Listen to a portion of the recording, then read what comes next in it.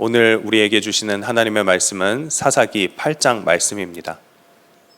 제8장. 에브라임 사람들이 기드온에게 이르되, 내가 미디안과 싸우러 갈 때 우리를 부리지 아니하였으니 우리를 이같이 대접함은 어찌 됨이냐? 하고 그와 크게 다투는지라. 기드온이 그들에게 이르되, 내가 이제 행한 일이 너희가 한 것에 비교되겠느냐? 에브라임의 끝물 포도가 아비에셀의 만물 포도보다 낫지 아니하냐?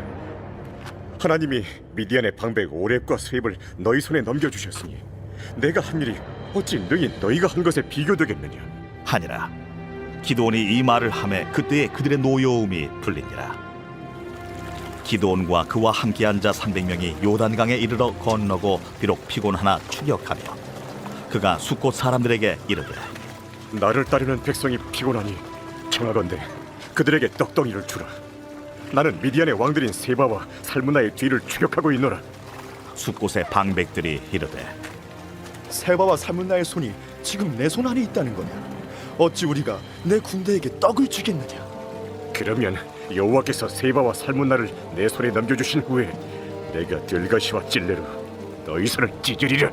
하고 거기서 분우엘로 올라가서 그들에게도 그같이 구한즉 분우엘 사람들의 대답도 숫곳 사람들의 대답과 같은지라. 기드온이 또 분우엘 사람들에게 말하여 이르되, 내가 평안히 돌아올 때 이 망대를 헐리라 하니라. 이때에 세바와 살문나가 갈골에 있는데 동방 사람의 모든 군대 중에 칼든 자 12만 명이 죽었고 그 남은 15,000명가량은 그들을 따라와서 거기에 있더라. 적군이 안심하고 있는 중에 기드온이 노바와 욕부와 동쪽 장막에 거주하는 자의 길로 올라가서 그 적진을 치니 세바와 살문나가 도망하는지라. 기드온이 그들의 뒤를 추격하여 미디안의 두 왕 세바와 살문나를 사로잡고 그 온 진영을 격파하니라. 요아스의 아들 기드온이 헤레스 비탈 전장에서 돌아오다가 숫곳 사람 중 한 소년을 잡아 그를 신문하매 그가 숫곳의 방백들과 장로들 77명을 그에게 적어준지라. 기드온이 숫곳 사람들에게 이르러 말하되, 너희가 전에 나를 희롱하여 이르기를 세바와 살문나의 손이 지금 내 손 안에 있다는 거냐? 어찌 우리가 내 피곤한 사람들에게 떡을 주겠느냐 한 그 세바와 살문나를 보라. 하고 그 성읍의 장로들을 붙잡아 들가시와 찔레로 숫곳 사람들을 징벌하고 분우엘 망대를 헐며 그 성읍 사람들을 죽이니라. 이에 그가 세바와 살문나에게 말하되, 너희가 다불에서 죽인 자들은 어떤 사람들이더냐? 그들이 너와 같아서 하나같이 왕자들의 모습과 같더라. 그들은 내 형제들이며 내 어머니 아들들이니라. 여호와께서 살아계심을 두고 맹세하노니 너희가 만일 그들을 살렸더라면 나도 너희를 죽이지 아니하였으리라. 하고 그의 맏아들 여델에게 이르되, 일어나 그들을 죽이라. 하였으나 그 소년이 그의 칼을 빼지 못하였으니 이는 아직 어려서 두려워함이었더라. 세바와 살문나가 이르되, 내가 일어나 우리를 치라. 사람이 어떠하면 그의 힘도 그러하니라. 하니 기드온이 일어나 세바와 살문나를 죽이고 그들의 낙타목에 있던 조승달 장식들을 떼어서 가지니라. 그때에 이스라엘 사람들이 기드온에게 이르되, 당신이 우리를 미디안의 손에서 구원하셨으니 당신과 당신의 아들과 당신의 손자가 우리를 다스리소서. 내가 너희를 다스리지 아니하겠고 나의 아들도 너희를 다스리지 아니할 것이요 여호와께서 너희를 다스리시리라. 내가 너희에게 요청할 일이 있으니 너희는 각기 탈취한 귀고리를 내게 줄지니라. 이는 그들이 이스마엘 사람들이므로 금 귀고리가 있었습니다. 무리가 대답하되, 우리가 즐거이 드리리이다. 하고 겉옷을 펴고 각기 탈취한 귀고리를 그 가운데에 던지니 기드온이 요청한 금 귀고리의 무게가 금 1700세겔이요 그 외에 또 조승달 장식들과 폐물과 미디안 왕들이 입었던 자색 의복과 또 그 외에 그들의 낙타목에 둘렀던 사슬이 있었더라. 기드온이 그 금으로 에봇 하나를 만들어 자기의 성읍 오브라에 두었더니 온 이스라엘이 그것을 음란하게 위함으로 그것이 기드온과 그의 집의 올무가 되니라. 미디안이 이스라엘 자손 앞에 복종하여 다시는 그 머리를 들지 못하였으므로 기드온이 사는 40년 동안 그 땅이 평온하였더라. 요아스의 아들 여룹바알이 돌아가서 자기 집에 거주하였는데 기드온이 아내가 많으므로 그의 몸에서 낳은 아들이 70명이었고 세겜에 있는 그의 첩도 아들을 낳았으므로 그 이름을 아비멜렉이라 하였더라. 요아스의 아들 기드온이 나이가 많아 죽음에 아비에셀 사람의 오브라에 있는 그의 아버지 요아스의 묘실에 장사되었더라. 기드온이 이미 죽음에 이스라엘 자손이 돌아서서 바알들을 따라가 음행하였으며 또 바알 브릿을 자기들의 신으로 삼고 이스라엘 자손이 주위의 모든 원수들의 손에서 자기들을 건져내신 여호와 자기들의 하나님을 기억하지 아니하며 또 여룹바알이라 하는 기드온이 이스라엘에 베푼 모든 은혜를 따라 그의 집을 후대하지도 아니하였더라. 아멘. 하나님의 말씀입니다. 오늘 보시게 되는 사사기 8장의 말씀은 이제 어제까지 기드온이 전쟁에서 승리하고 그리고 그 이후의 기록들을 담고 있습니다. 전쟁에서 승리한 이후에 미디안 연합군이 도망을 가게 되는데요. 그 중에서 이제 오렙과 스앱은 어제 죽임을 당했죠. 그리고 나서 이제 세바와 살문나라는 두 적장이 도망을 가게 됩니다. 그 적장들을 쫓던 기드온, 그 기드온이 굉장히 피곤한 상태에 이르렀는데요. 기드온과 이 300명의 이 사람들이 피곤하자 기드온은 이 숲곳에 들려서 사람들에게 도움을 청했습니다. 하지만 거절을 당한 것이죠. 뿐만이 아니라 분우엘이라는 곳에 가서도 마찬가지로 도움을 청했습니다. 그런데도 분우엘 사람들도 이들을 도와주지 않았어요. 아직까지 그들을 보기에 이 기드온의 300명의 용사들보다는 미디안 연합군이 훨씬 더 인원이 많아 보였던 것이겠죠, 아마. 그래서 기드온은 이 미디안 왕들인 세바와 살문나를 잡고 돌아올 때 내가 너희를 징벌하겠다, 내가 너희를 가시와 찔레로 죽이겠다, 이런 이야기를 하고 지나가게 됩니다. 그리고 세바와 살문나를 잡고 돌아오던 날 그 두 성읍에게 복수를 가하게 되는 거죠. 그런데 우리가 잘 한번 생각해 봐야 하는 것이 이 숫곳과 분우엘이 도대체 어디 사람들이었는가 하는 것이에요. 이 사람들은 누구였을까요? 놀라운 것은 이 사람들이 바로 이스라엘 백성들이었다는 것입니다. 그러니까 한 형제이자 한 동족이었다는 것이죠. 이스라엘을 위해서 미디안 연합군과 싸우던 기드온의 칼이 이제는 이스라엘의 형제들에게 향하고 있다는 것입니다. 자신의 권위를 인정하지 않는다는 그 것으로 인하여서 동족들을 향해 전쟁을 선포한 것이죠. 그리고 실제로 기드온이 세바와 살문나를 사로잡아 오는 길에 숫곳과 분우엘 사람들을 괴롭히고 죽인 것이에요. 기드온은 자기 민족을 이방의 압제 가운데에서 완전히 자유하게 하는 사람에서 이제는 형제를 찌르는 사람이 된 것입니다. 어째서 이런 일이 벌어진 것일까? 이것은 기드온의 마음이 조금씩 변질되어 갔다는 것을 이야기하고 있는 것입니다. 오늘 본문에 나오는 기드온의 모습을 보면요, 겉으로는 끝까지 하나님이 주신 사명을 감당하는 것처럼 보입니다. 그런데 만약 그가 정말 하나님의 사명을 끝까지 감당하는 것이었다면 숫곳과 분우엘에서도 그렇게 반응할 것이 아니라, 내가 복수를 하겠다고 반응할 것이 아니라, 하나님께서 지금은 내가 미약하고 그리고 지금 이 일은 되지 않을 것 같지만 하나님께서 이 일을 하고 계십니다. 숫곳 사람들, 분우엘 사람들 한번 보십시오. 지금까지 하나님이 하신 일이 있지 않습니까? 나를 믿어주십시오. 그리고 주님을 믿어주십시오. 그렇게 말하지 않았겠습니까?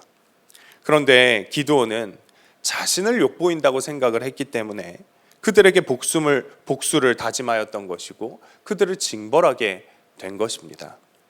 뿐만 아니라 그가 미디안 왕을 끝까지 추격했던 이유가 19절 말씀에는 나와 있는데요. 19절에는 그가 이르되 그들은 내 형제들이며 내 어머니의 아들들이니라. 여호와께서 살아계심을 두고 맹세하노니 너희가 만일 그들을 살렸더라면 나도 너희를 죽이지 아니하였으리라 하고. 그러니까 기드온이 이 세바와 살문나를 사로잡고 나서 이들에게 이야기를 한 것이에요. 내 형제들을 죽이지 않았으면 나도 너희를 죽이지 않았을 것이다. 처음에는 적군의 왕들을 완전히 사로잡아서 승리를 확실하게 쟁취하려고 하는 모습을 우리가 보는 것 같았습니다. 그런데 기드온 자신의 말을 통해서 우리가 그 기드온이 개인적이고 사사로운 감정을 따라서 그렇게 행동하고 있다는 것을 알게 된다는 것이죠. 뿐만 아니라 앞서 보았듯이 같은 편이었던 형제조차도 죽이는 기드온의 모습을 보면서 그가 정말 개인적인 원한으로 그런 복수심에 불타서 그렇게 행동했다는 것을 보게 됩니다. 주님이 진정으로 원하시는 일이 아니었다는 것이죠. 기드온을 부르시고 사명을 맡겨주신 이스라엘의 진정한 왕이신 주님을 점점 기드온이 잊어가고 있다는 것입니다. 어떻게 주님이 왕 되시는데 형제에게 칼을 들이밀 수 있겠습니까? 그런데 실제로 우리의 삶에서도 이런 일들이 빈번하게 발생됩니다. 하나님이 기뻐하시는 일을 한다고 하면서도 형제들에게 상처를 주는 일을 하게 됩니다. 하나님이 기뻐하시는 사역의 목표를 어떻게든 달성하고자 많은 형제들을 무시하면서 지나갈 때도 있습니다. 교회가 서로 갈라지고 싸우고 다툼이 생기고 분열이 생기는 것은 결국 하나님께서 원하시는 것이 아니라 사단이 원하는 일을 하고 있는 것입니다. 그런데 이런 문제가 생기는 것은요, 우리가 주님이 진짜 교회의 왕이시다, 주님이 진짜 우리 교회의 주인이시다, 이것을 잊을 때 그런 일들이 생기는 것입니다. 그런데 이것은요, 가정에서도 마찬가지고 직장에서도 마찬가지고 내가 속한 모든 공동체에서도 마찬가지입니다. 하나님께서 나를 붙잡고 계시다, 하나님이 나의 왕 되시다, 이것을 잊어버리게 되는 날은요, 우리가 그리스도인의 정체성을 완전히 잃어버리는 것입니다. 그리스도인은 도대체 누구입니까? 그리스도인은 하나님 앞에 사로잡힌 자입니다. 하나님이 나의 왕이시라고 고백하는 것입니다. 나는 이미 죽었고 예수 그리스도가 나의 주인이신 것을 분명히 아는 사람입니다. 그런데 그것을 잊게 될 때 내가 왕된 삶을 살아가게 되는 것이죠. 그리고 기드온의 그 모습이요, 심지어는 이방 사람들이 보기에도 그랬습니다. 기드온을 향해서 이방 왕들이 이야기하는 것을 보면 이렇게 나와 있습니다. 18절 말씀에 이에 그가 세바와 살문나에게 말하되 너희가 다볼에서 죽인 자들이 어떠한 사람들이더냐? 대답하되 그들이 너와 같아서 하나같이 왕자들의 모습과 같더라 하니라. 세바와 살문나 이 이방 왕들이 보기에도요, 기드온이 왕과 같아 보였다는 것이죠. 기드온의 모습이 다른 백성들과는 달랐다는 것이에요. 기드온의 그 모습이 패물과 치장을 한 모습이 아니었을까, 그렇게 상상을 하게 되는 것입니다. 우리는요, 우리 자신의 모습을 속일 수가 없습니다. 내 마음 가운데 정말 내가 왕인지, 아니면 주님이 정말 나의 주인이시고 왕인지 하는 것이 내 모습 속에서 드러나게 된다는 것입니다. 이스라엘 백성들도요, 기드온의 모습을 다 알고 있었습니다.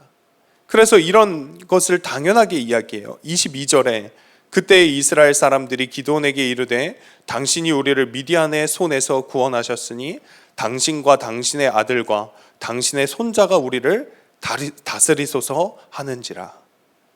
왕이란 말만 쓰지 않았지, 왕이 되달라고 하는 것입니다. 그런데 여러분, 우리가 알고 있다시피 이스라엘 백성들을 구원하신 분은 누구이십니까? 이스라엘 백성을 구원하신 이는 하나님이십니다.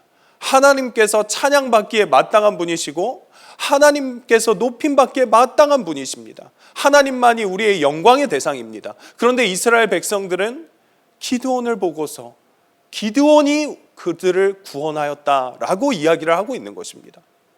이게 어떻게 된 일입니까? 아마 이렇게 된 연유에 있어서는 기드온의 잘못도 있을 거라는 겁니다. 기드온이 왕처럼 행동했을 거예요. 기드온이 내가 했다고 그렇게 모습을 보였을 것이라는 것이죠. 말로는 그렇게 하지 않았지만 삶의 모습이 그랬다는 것입니다. 여기서 그런데 기드온은 자신도 그들을 다스리지 않고 나의 아들들도 너희를 다스리지 않을 것이다 라고 이야기를 해요. 아주 올바른 이야기죠. 그런데 문제는 그 다음에 나오는 구절입니다. 그 다음에 기드온이 바로 이스라엘 백성들에게 금 귀고리를 달라고 합니다. 너희들이 그 곳에서 얻은 폐물들을 달라고 이야기를 하는 것이죠. 그리고 그 폐물을 가지고 금 에봇을 만들어서 자신의 성읍인 오브라에 두었습니다. 아니 도대체 기드온이 왜 에봇을 만들었던 것일까? 이 에봇을 만든 이유가 하나님을 찬양하거나 하나님의 역사를 기억하기 위해서 만든 것도 아니었습니다. 심지어 에봇은 대제사장이 입는 옷인데 기드온이 왜 에봇을 만들었던 것일까? 에봇이 문제를 일으켜요. 에봇이 27절에 보면 기드온이 그 금으로 에봇 하나를 만들어 자기의 성읍 오브라에 두었더니 온 이스라엘이 그것을 음란하게 위함으로 그것이 기드온과 그의 집에 올무가 되니라. 온 이스라엘이 그것을 음란하게 위했다. 이게 도대체 무슨 이야기일까요? 이 에봇을요, 이스라엘 백성들이 섬겼다는 거죠. 이 에봇이 우상이 됐다는 것입니다. 기드온은요, 자신이 있는 곳을 특별한 곳으로 만들고 자신을 주목하게 만듭니다. 물론 왕이 되겠다고 이야기는 안 했습니다. 그런데 그 마음의 깊숙한 곳에서는요, 그래도 내가 특별한 사람이지, 그래도 내가 한 게 있지, 그런 마음들이 항상 있었다는 것입니다. 그래서 왕이 되달라는 제안은 거절했지만 왕처럼 살아간 것입니다.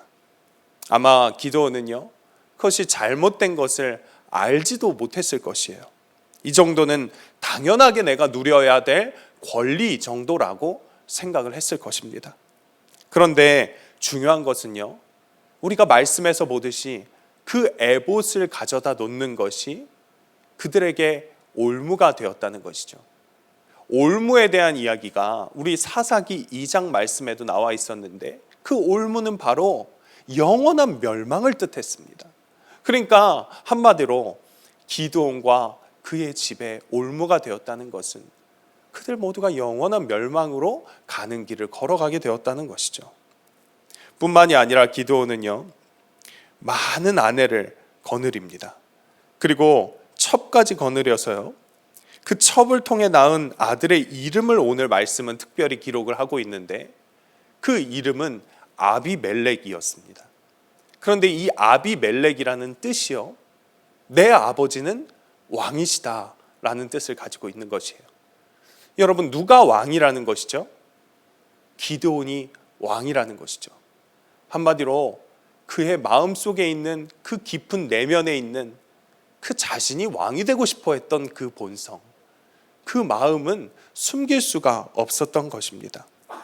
그러니까 기드온이 죽고 나자 이스라엘 백성들은 다시 바알을 섬겼다라고 기록하고 있습니다.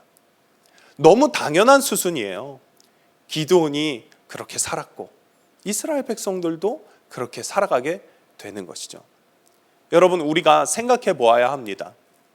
우리 마음의 깊은 곳에 진짜 왕은 누구이십니까? 내 삶의 왕이 누구이시기에 내 모습이 어떠한가 잘 생각해 보아야 한다는 것입니다. 작은 회사에서 평생을 근무하다가 정년 퇴임을 하신 어떤 집사님이 있었습니다. 그런데 이 집사님이 정년 퇴임을 하고 나서 친구랑 대화를 나누다가 친구가 참 어려운 상황에 겪게 되었다는 것을 알게 되었어요. 친구가 한 건물에 이제 건물을 사려고 하는데 그 건물을 살 때 이름을 좀 빌려달라는 것입니다. 좀 찝찝하기는 했지만 어쩔 수 없이 친한 친구여서 빌려주게 됐다는 것이죠. 그런데 대신에 그럼 나도 부탁이 있다. 내가 그 건물의 경비로라도 일을 할 수 있겠냐. 내가 정년퇴임하고 할 일이 아무것도 없는데 경비로 좀 일을 했으면 좋겠다 한 것이에요. 그래서 경비로 일을 하게 된 것입니다. 그렇게 채용이 되고 나서 근무를 서던 어느 날에 열심히 일을 하다가 갑자기 수의실에 앉아 있었는데 기분이 이상해지더라는 것입니다. 분명히 이 건물의 주인은 나로 되어 있는데 내가 건물에 앉아서 경비 역할을 하고 있다니, 이런 생각이 드는 것이에요. 그러면서 자기 자신이 참 한심하게 생각이 되었다는 것입니다. 그런데 갑자기 그 순간에 주님이 생각이 나더라는 것입니다. 주님을 주님이라고 부르고 있는데 자신은 분명 예수님 명의로 되어 있는 사람인데 내가 정말 예수님을 주님으로 인정하고 주인으로 모시고 살고 있었는가? 내 생각과 내 판단대로 내 마음대로 삶을 살았지 않았던가 하는 생각이 들었다라는 것입니다. 그러고 보니까 자신 안에 들어와 계신 예수님께서 처지가 자신과 꼭 같았다, 그런 것을 이야기를 하셨습니다. 여러분, 정말 그렇습니다. 우리가 우리 마음 가운데 계신 주님을 정말 주인으로 인정하고 가장 좋은 자리, 가장 깊은 자리를 내어드리는 것이 아니라 내 마음의 한 구석에 몰아넣고 구석탱이에서 그렇게 살고 있게 하는 것은 아닌지 돌아봐야 하는 것입니다. 마태복음 7장 21절에 나더러 주여 주여 하는 자마다 다 천국에 들어갈 것이 아니요 다만 하늘에 계신 내 아버지의 뜻대로 행하는 자라야 들어가리라. 주님께서는 분명히 말씀하셨습니다. 주님을 주인이라고 부르는 사람, 주님이라고 부르는 사람, 그 사람이 천국에 다 들어가지 못한다. 그럼 누구냐? 그 뜻을 행하는 사람이라고 말씀하셨습니다. 믿음을 행동이 증명하는 것이죠. 믿음을 행동이 보여주는 것입니다. 진정으로 우리가 그렇게 살아가고 있는가? 입술로는 주님이라고 고백하고 기도하고 하면서도 내 삶의 모든 영역 가운데에서 아버지 하나님께서 정말 주님이 되시고 왕이 되시는가? 그것을 우리가 돌아봐야 한다는 것입니다. 자신의 마음을 정말 활짝 열지 않으면 아무도 모르는 일이죠. 주님을 위해 살아간다고 하면서도 교묘하게 나를 위해서 살아간 적은 없었는가? 주님을 왕이라고 부르면서도 교묘하게 은근히 그래도 내가 한 게 있지, 그래도 내가 이 정도 했으면 나도 한 지분 하지, 그런 생각을 하면서 살아갔던 적은 없는지, 오늘 말씀은 우리에게 그런 사람들을 향해서 말하고 있는 것입니다. 그런 사람들의 영원한 멸망 닥치기 전에 얼른 자신의 마음을 회개하고 돌이켜서 주님이 진짜 나의 왕이시라고, 그리하여서 내 마음을, 자신의 마음을 주님 앞에 온전히 드리라고, 그 내용을 이야기를 하고 있는 것입니다. 여러분, 여러분의 마음속에 진정한 주님은 누구이십니까? 진정한 왕은 누구이십니까? 진짜 주님이 왕이 되시기를 원하십니까? 오늘 기도하는 시간을 통하여서 여러분들의 깊은 내면까지 주님 앞에 온전히 올려드리고 모든 삶의 영역에서 주님이 진짜 왕 되시는 삶을 살아가게 되시기를 축복합니다. 시간 기도하도록 하겠습니다. 한 절 말씀 붙들고 함께 두 번 기도하도록 할 텐데, 22절 말씀에 그때 이스라엘 사람들이 기드온에게 이르되 당신이 우리를 미디안의 손에서 구원하셨으니 당신과 당신의 아들과 당신의 손자가 우리를 다스리소서 하는지라. 우리가 첫 번째로 기도할 때 우리가 찬양하고 높여드릴 분이, 우리가 영광을 올려드릴 분이 주님밖에 없음을 기억하게 하여 주시옵소서. 주님이 내 삶의 왕되심을 잊지 않게 하여 주시고 내 삶에 끊임없이 다가오는 우상들을 제거하며 주님만 높여드리는 삶을 살게 해달라고 우리가 이 시간 주님의 이름 한번 부르짖고 기도하며 나아갑니다. 주여,